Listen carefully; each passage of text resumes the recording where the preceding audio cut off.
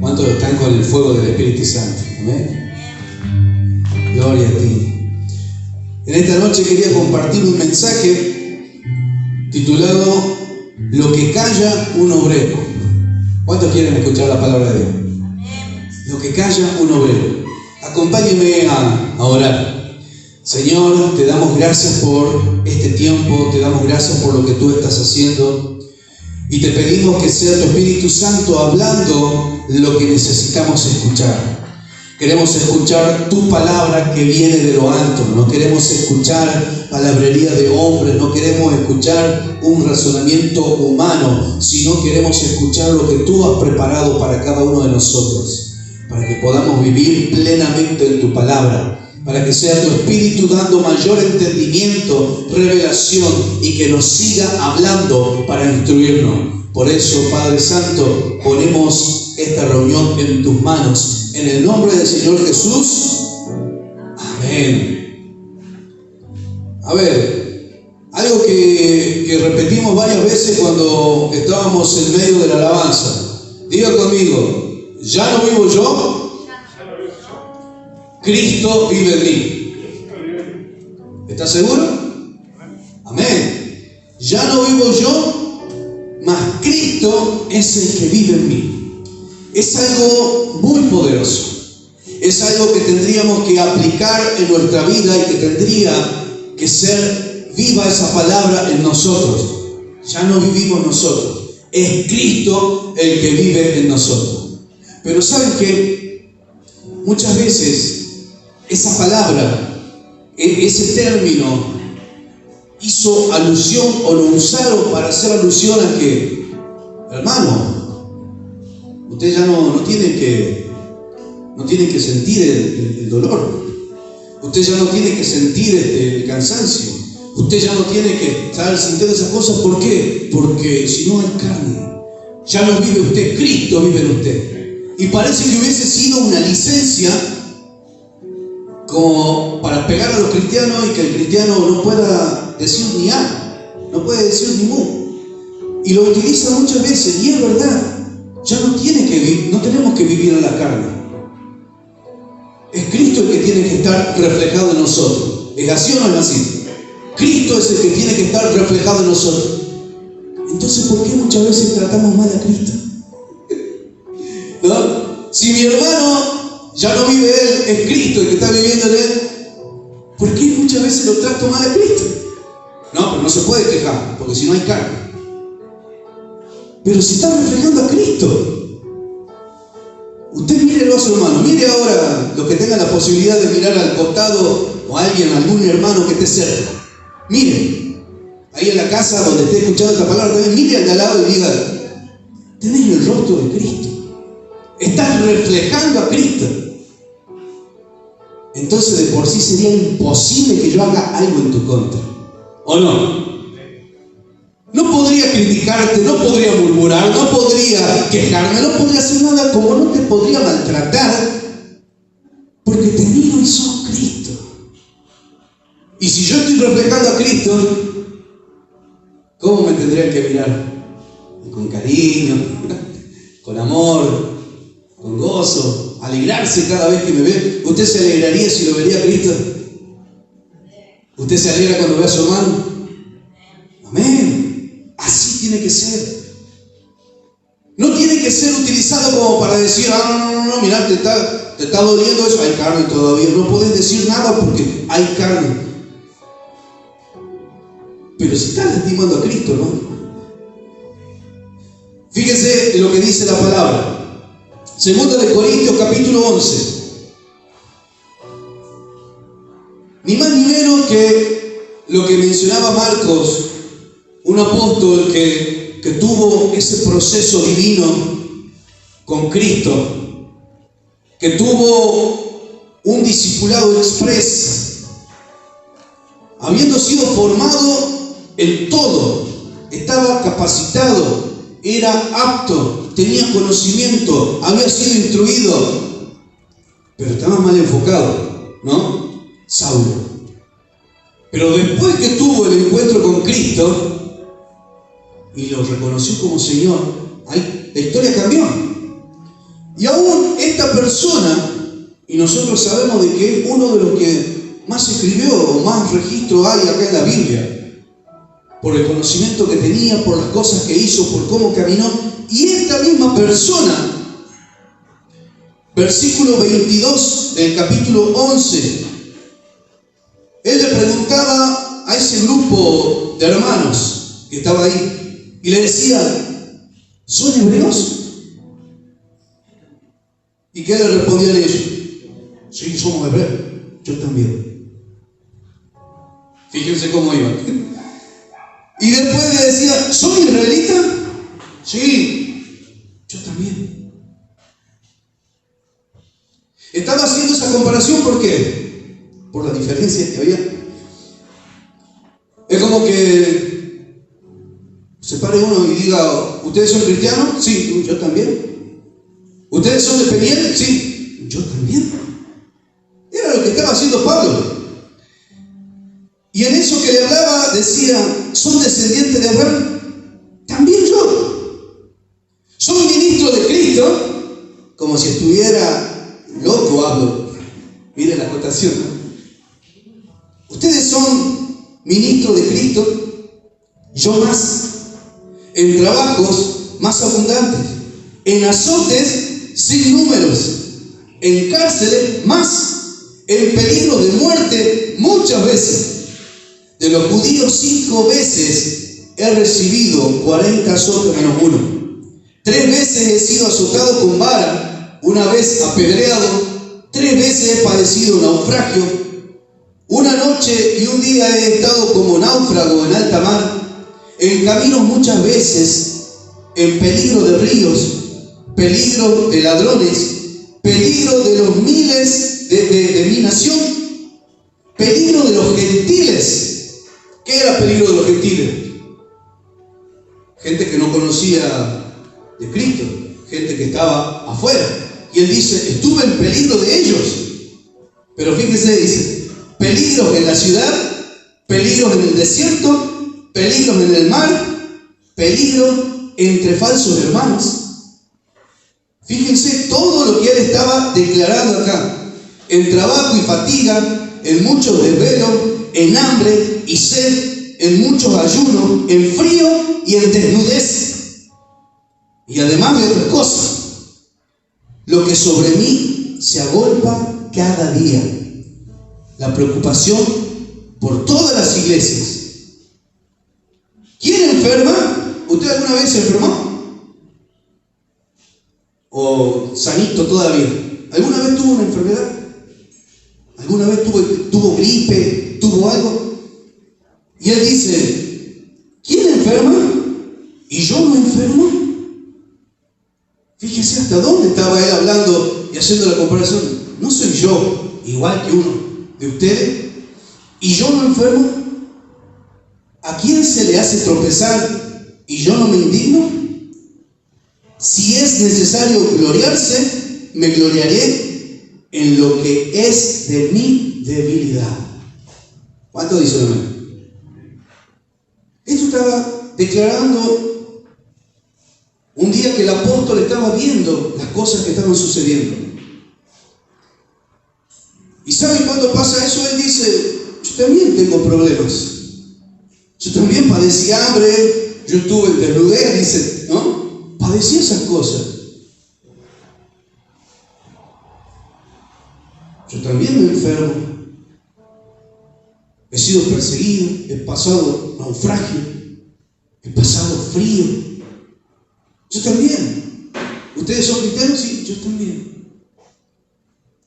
Y yo estoy velando por la iglesia y yo tengo obras, decía él. Tengo obras, he trabajado, y más que muchos, he trabajado. Pero él en ese momento estaba diciendo, entendamos, soy parte del cuerpo. Soy parte de ustedes. ¿Ustedes no lo notan? ¿Ustedes no lo sienten? ¿No lo ven así de esa manera? ¿Y saben por qué decía esto? Porque estaba queriendo hacer entender de que ¿cómo puede ser que me estén golpeando? ¿Cómo puede ser que alguien esté criticando? puede ser que alguien esté en contra y esté tramando algo. ¿Cómo es posible? Decía. Somos cristianos, somos de la misma fe, del mismo credo, estamos en la misma milicia. Y también paso por cosas que ustedes pasan. No crean que son los únicos que tienen problemas. Fíjense, esto solamente como acotación. En la Biblia Reina Valera le pusieron título y este fragmento lo pusieron Sufrimientos de Pablo como apóstol. Y por eso que yo puse, y lo que calla un obrero.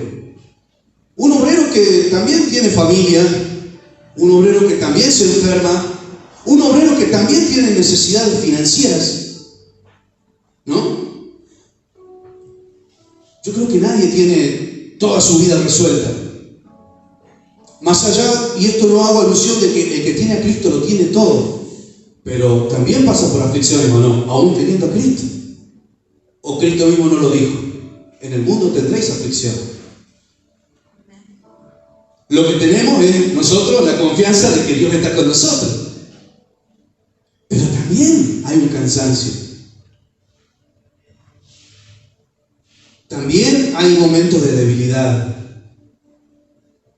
También hay momentos en donde duelen las palabras. Y él estaba diciendo, ¿no me creen? ¿Cómo comienza el capítulo 11? Vamos a 11:1. Dice, ojalá me toleraseis un poco de locura. Sí, toleradme, dice. ¿Cuándo uno pide que lo tolere? ¿Cuándo uno pide que contemplen ciertas cosas? Aguantarme. Sí. No estamos en contra, estamos en el mismo lugar. Pero vos sos así, vos sos asá, vos sos esto, vos sos lo otro. Y dice, pero porque os celo con celo de Dios, pues he desposado con un solo esposo, para presentaros como una virgen pura a Cristo. Pero ¿qué dice? Pero temo que como la serpiente con su astucia engañó a Eva, vuestros sentidos sean de alguna manera extraviados de la sincera fidelidad a Cristo. ¿Qué es lo que estaba diciendo? Hay muchos que se molestaron. ¿Con qué? Y con lo que él decía. Pablo, ¿cuándo escribía cartas? Pablo escribía o daba el mensaje cuando decían, me han llegado noticias que ahí, bueno, están pasando tal cosa, está sucediendo esto. ¿Y qué hacía? Direccionaba, corregía, exhortaba. Le decía, nosotros hemos aprendido así, todo lo que viste y oíste de nosotros, todo eso hacer, y empezaba a decirle el evangelio que nosotros le hemos presentado, eso tiene que seguir, y hablaba. Y él le decía, y a mí aparece, algunos hermanitos dicen, no, tolérenme. Si le estoy diciendo estas cosas, dice, es porque yo tengo ese celo de Dios. Es porque yo no quiero que no venga ninguno, ¿no? Con la astucia de la serpiente, a querer poner cositas raras, a querer cambiar de la mentalidad, a querer cambiar del evangelio. Ustedes sigan leyendo, parafraseando lo que dice. Y es más, dice, ustedes han escuchado a cuántos que han dicho otras cosas que no son conforme a la palabra, y le toleraron y aguantaron eso. Si ustedes ven, él dice, vamos al versículo 20 del capítulo 11, pues toleráis si alguno os esclaviza, si alguno os devora, si alguno toma lo vuestro, si alguno se enaltece, si alguno os da bofetada, dice. Y él empezaba a hablar, ustedes toleran todo eso, a mí no me pueden tolerar. Toleran al que le trata mal, toleran al que le da bofetada, toleran a esto, toleran al que le esclaviza, a mí no me pueden tolerar. Y él dice, tolérenme. ¿Acaso yo no reflejo a Cristo? Ya no vivo yo, Cristo vive en mí. ¿No ven en mí a Cristo? Era una de las cosas que estaba planteando. Decía, si yo vivo lo que digo, es porque yo no quiero que venga ninguno con un falso evangelio. Yo no quiero que venga ninguno a querer profanar lo que es la sana doctrina. Y por eso él decía, yo, si hay cosas de qué gloriarme, me podría gloriar de muchas cosas, decía el apóstol, que había sido formado, de su origen, de su alta capacitación. Y esto lo está diciendo un apóstol que ya caminaba conforme a la palabra, conforme al Espíritu, que ya había tenido un trato con el Espíritu. Y él lo mismo estaba hablando de eso. Entendamos, somos una iglesia, somos un cuerpo. Yo no puedo martillarme el dedo índice de la mano izquierda y decir, que se embrome ese dedo, total todo el cuerpo está bien. ¿Cuántos se han pegado un martillazo en el dedo y después, dolió todo el cuerpo? ¿Le duele o no le duele? Lo que le pasa a un hermano duele al cuerpo. Y si yo le hago algo a un hermano, se lo estoy haciendo a todo el cuerpo. Era parte de lo que Pablo estaba hablando y le decía. Muchos quieren ser obreros, quieren ser líderes, quieren tener, y es perfecto, pero muchas veces va a suceder estas cosas. Y él mismo decía, bueno, yo ya sé, yo no lo digo como para quejarme, dice, porque él mismo declaró, para mí la muerte, ¿qué era? Ganancia. O sea que él ya sabía que había probabilidades de morir. Tuvo un náufrago, fue azotado, estuvo en peligro de muerte, estuvo en la cárcel. Y él decía, yo no lo digo para quejarme, yo lo tengo bien en claro. Para mí la muerte es ganancia. A mí me matan, automáticamente estoy con Cristo. ¿Pero qué era? Vivir es Cristo. Vivir es Cristo. Y mientras viva voy a reflejar a Cristo. Por más que hagan lo que hagan, por más que me critiquen, por más que hablen, murmuren, por más que armen artimañas, por más que hagan cualquier cosa, lo estaba diciendo el apóstol. Fíjese en 2 Corintios, pero ahora vamos al capítulo 10, en el versículo 16. Por ahí estamos yendo de atrás para adelante, ¿no? En el orden que estamos leyendo, pero ¿saben para qué? Para que podamos entender cómo llegó a eso. Un día que estaba haciendo catarsis, Pablo, un día que se estaba desahogando y estaba diciendo, exponiendo todas estas cosas, esta es la realidad.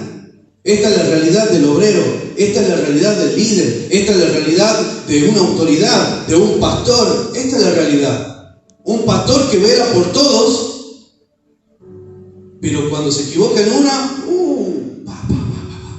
golpe por todos lados. Un líder que si hace, palo, y si no lo hace, también palo.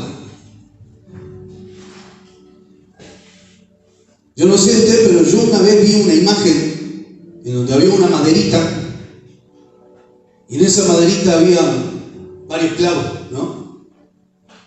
Y habían, supongamos, 6 clavos. Y de esos 6 clavos habían 5 que estaban torcidos y había uno que estaba derechito. ¿Usted a cuál le pega? Con el martillo. El que está derecho. El que está torcido, a ese no lo toca. Al que está derecho, a ese golpe. ¿Por qué será, no? Al que está derechito, al que es útil, recibe golpe. Y él estaba y sabía esto. Versículo 16, y él dice, por más que hagan lo que hagan, dice, y que anunciaremos el Evangelio en los lugares más allá de vosotros, más allá de vosotros, más allá de las circunstancias, más allá de lo que pase, más allá de ustedes, más allá de lo que digan, más allá de lo que hagan, más allá de vosotros, nosotros anunciaremos el Evangelio, sin entrar en la obra de otro, para gloriarnos en lo que ya estaba preparado. Nosotros vamos a hacer lo que el Padre nos manda a hacer. Vamos a anunciar el Evangelio. Por más que pase lo que pase y por más que digan lo que digan, yo nunca voy a dejar de hacer lo que el Padre me encomendó. ¿Cuánto dicen amén? Nunca voy a dejar de hacer una palabra que me ha sido dada y que tenga que ser impartida porque a algunos no les guste, les moleste, de todo. Ellos se estaban molestando y Él dice, nosotros vamos a predicar el Evangelio más allá de vosotros. ¿Ustedes se enojan? Sí. ¿Qué prefiero? ¿Agradar a Dios o agradar al hombre? Jeremías renegó mucho de eso. Le daban palabras y él tenía que decirlas. Y tenía que enfrentarse después a que se enojen con él. Pero dicen, no, yo no puedo aguantarme. Yo no puedo negarme a decir lo que el Padre me está diciendo que diga. Yo no puedo negarme a hacer lo que el Padre me está enviando a hacer. Porque si la sal no sala, es tirada al piso y es desechada.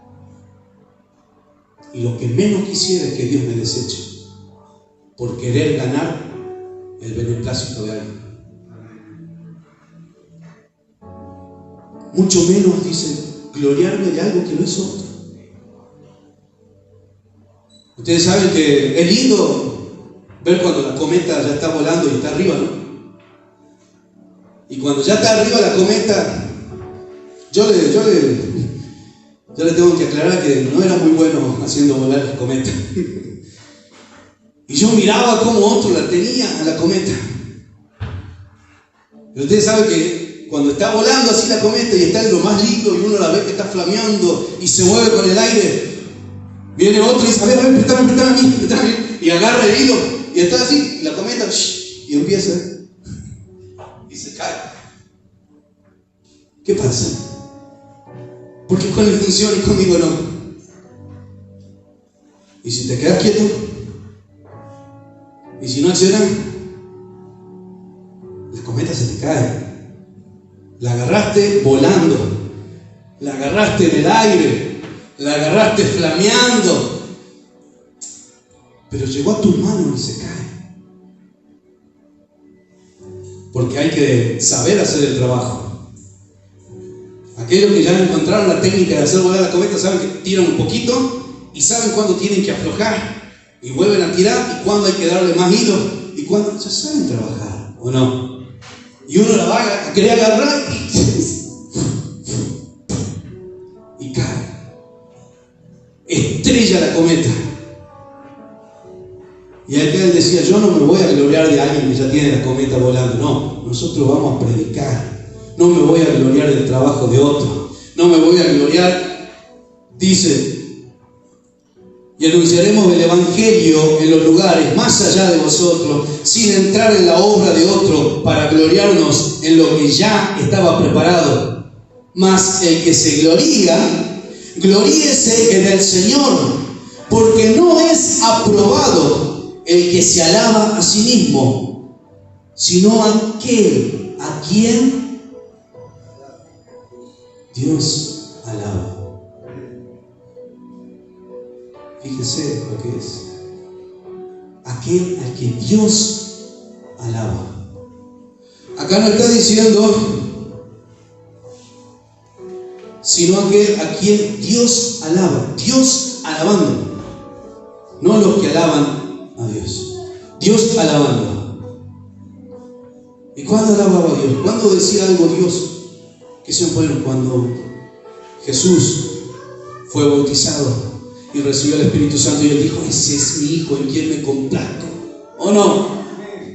Cuando él miraba a Job y decía, ese es varón recto, ese es justo.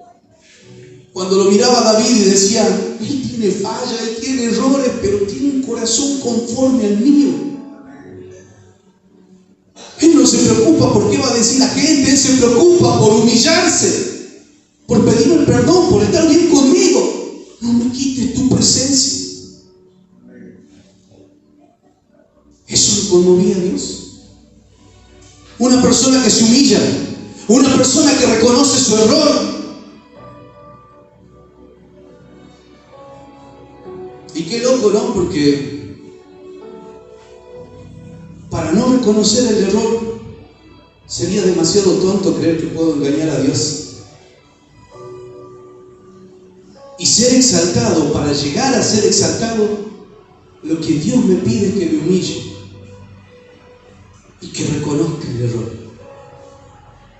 No va a ser por mi fuerza, no va a ser por mi conocimiento, no va a ser por mis contactos, por mis conocidos y por los que me puedan ayudar. Va a ser el día que yo me humille, que yo reconozca que fallé, que yo reconozca que estaba en pecado. Y en ese día, cuando Dios vea que hubo un arrepentimiento genuino, va a decir: ese es mi hijo, ese tiene el corazón conforme al mío. ¿Sabes qué es lo que va a hacer ese día Dios? Dios te va a exaltar y va a levantar y va a decir a sus ángeles: vayan y denle lo que estaba preparado para él. Cámbienle la vestidura, denle vestido nuevo, denle anillo de oro, cámbienle los calzados, pónganle la capa. Porque ese es mi hijo, ese es mi hijo. Solo bastó reconocer y humillarme para dar cumplimiento a la palabra que dice: el que se humilla, Dios lo exaltará. Mas el que es necio, Dios lo resiste.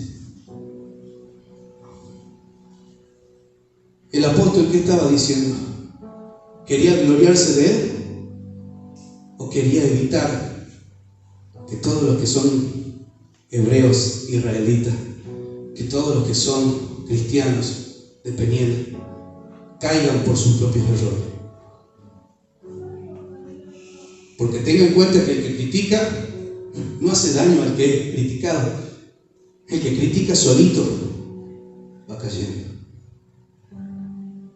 Y él decía: yo me preocupo por la iglesia. Yo me preocupo por la iglesia. Yo no quiero que nadie se pierda, porque eso lo aprendí del Padre. Él envió a su Hijo para que nadie se pierda. Si aprendimos eso, aprendimos lo más valioso, lo que vino a ser Cristo. Cristo la obra ya la hizo. ¿Cuántos dicen amén? Le invito a ponerse de pie.